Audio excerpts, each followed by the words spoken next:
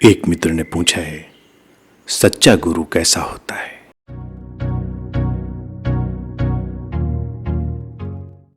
कुछ समय पहले समाचार पत्र में एक प्यारी सी और सोचने जैसी घटना का जिक्र था।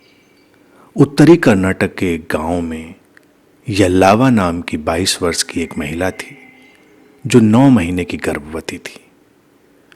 उसके गांव में कोई अस्पताल नहीं था, लेकिन वो अपने बच्चे को सुरक्षित जन्म देना चाहती थी। इसके लिए उसे 4 किलोमीटर दूर नदी के उस पार के अस्पताल में जाना था। नदी उफान पर थी और कोई भी नाविक उसे ले जाने को तैयार नहीं था।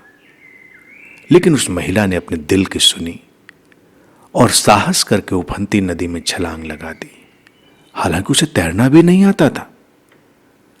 अपने सपने और साहस के बल पर वो 90 मिनट तैरकर उस उफनती नदी को सुरक्षित पार कर अस्पताल तक पहुंच गई।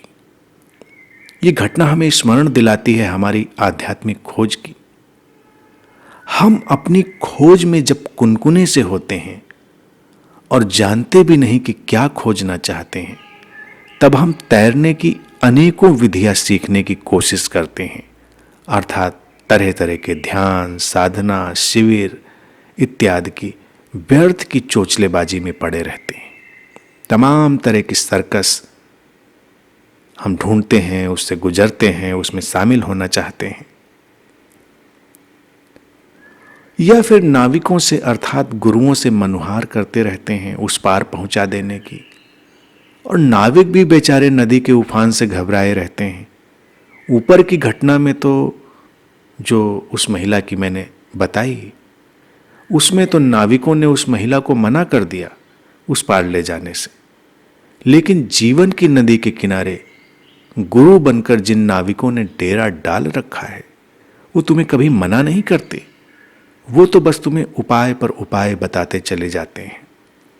सच्चा गुरु वही है जो तुम्हें उपायों की भूल भुलैया में ना उलझाए और बस तुम्हें इतना इशारा और हौसला दे दे, तुम्हें इतना साहस दे दे कि तुम स्वयं ही जीवन की उफनती नदी को पार कर सकते हो।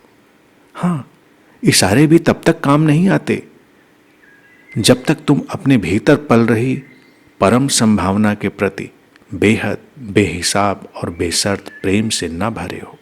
और जब तुम अपनी परम संभावना की पुकार सुन लेते हो और उसकी तरफ चलने के लिए पूरी तरह तैयार हो जाते हो, तब इशारे काम आते हैं, तब गुरु की उपस्थिति काम आती है।